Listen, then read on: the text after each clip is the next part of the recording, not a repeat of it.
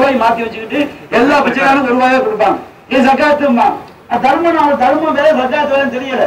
அப்ப அந்த மாதிரி ஃபித்ராவையும் தப்பா வழங்கிடுறாங்க. 1 ரூபா கொடுங்க, 2 ரூபா கொடுங்க, எங்க ஃபித்ரா தாங்க. ஃபித்ரா அது கிடையாது. ஃபித்ரா என்றால் நம்முடைய குடும்பத்தோட ஒவ்வொரு உறுப்பினருக்கும் 2 கிலோ கணக்கு 2 கிலோ 20 கிலோ நிர்ணயிச்சிருக்கோம். அதை நீங்க கொடுத்தீங்கன்னா முறையா நம்ம என்ன செய்வோம், அதற்குரிய ஏழைகளை கொண்டு போய் சேர்க்கப்படும். இதுல வந்து எந்த விதமான முறையீடும் இல்லாம முறையா நம்ம செய்வோம். நம்முடைய வாழைகள்ல மாதங்கள்ல அதற்குரிய கணக்கை நாம் உங்களுக்கு சமர்ப்பிப்போம்.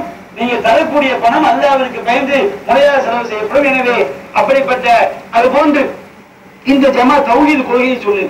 மறுமையில மனுஷனை காப்பாற்றக்கூடியது தௌஹீத் கொள்கை தான்.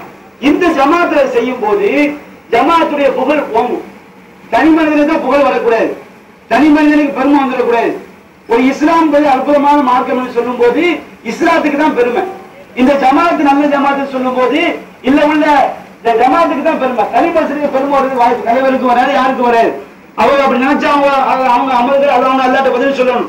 அப்ப இந்த தௌஹீத் கொள்கையை சொல்லக்கூடிய இந்த ஜமாத் நீங்க கொடுத்தீங்கன்னா இந்த ஜமாத் மக்களுக்கு அதிகமா சேவை செய்யும் போது இன்னும் இந்த சேவையின் பக்கம் ஈர்க்கப்பட்டு அதிகமான மக்கள் உண்மையான கொள்கையை வழங்கி அதன் அடிப்படை மரணிக்கக்கூடிய ஒரு பாக்கியம் கிடைக்கும். எனவே இந்த ஒரு நோக்கத்திற்காகவும் தௌஹீத் கொள்கையை சொல்கின்ற காரணத்தினால் அதற்காக பாடுபடுகின்ற காரணத்தினால் அல்லாஹ் ரசூலும் சொன்ன அடிப்படையில் மக்களை வார்த்தெடுக்க வேண்டும், நாமும் வாழ வேண்டும் என்கின்ற கொள்கையை போதிக்கின்ற காரணத்தினால் உங்களுடைய அந்த ஃபித்ராக்களை இந்த ஜமாத்து கொடுத்து இந்த ஜமாத்தை பற்றி மக்கள் மனதில் நல்ல அபிப்பிராயங்களை ஏற்படுத்தி இந்த கொள்கையை வழங்குவதற்கும் இது துணையாக அமையும் என்று கூறி இந்த ஃபித்ராவை முறையாக இருக்கக்கூடிய நிர்வாகிகளிடம் நீங்கள் உங்கள் நாடி வருவார்கள். நீங்க செய்ய ஒப்படைய உங்க நாடி வராட்டாலும் உங்க கேம்ப்ல இருப்பாங்க.